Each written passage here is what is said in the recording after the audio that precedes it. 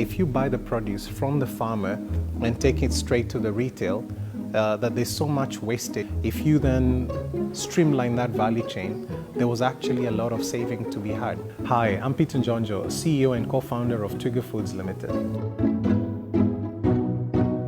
Tell me about your journey. How did you get into the retail space? Well, I think some of us journeys are not very well thought out when you start them out.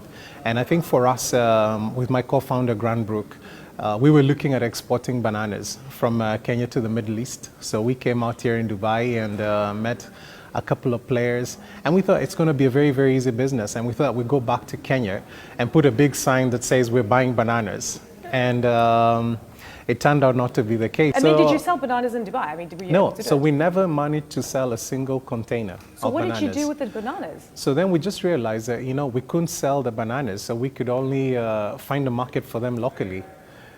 And that's how we started trial and error, and then we discovered that there's a huge market locally. Because then we started understanding the inefficiency on the food value chain in Africa. But we stumbled upon it, because that was not the intent from when we started. So, okay. So now bananas didn't work out. You're looking at selling it locally, and then you came to the realization there isn't a mature retail space in Kenya. We tried to sell the bananas in the wholesale markets, and we realized that, those bottlenecks don't work as far as food distribution is concerned, and that's the reason why you have so much inefficiency.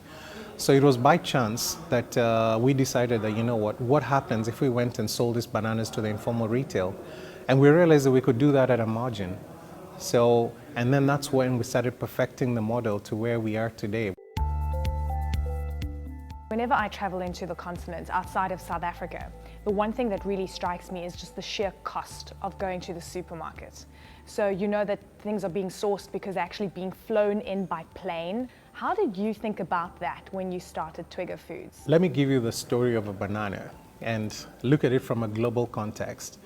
In Europe, a banana travels 4,000 kilometers from Latin America to a shelf in the supermarket.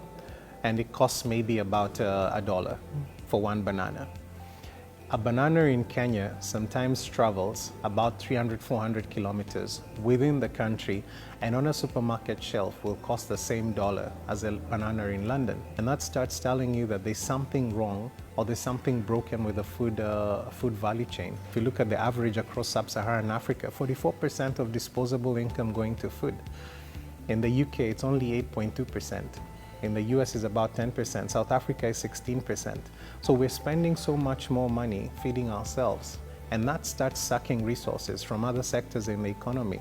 So, and those are some of the challenges that you start realizing as far as food is concerned, and it cuts across many value chains. So what we do is that by integrating the whole supply chain, we're able to reduce that wastage by 70%, just by reducing the number of people who touch the produce.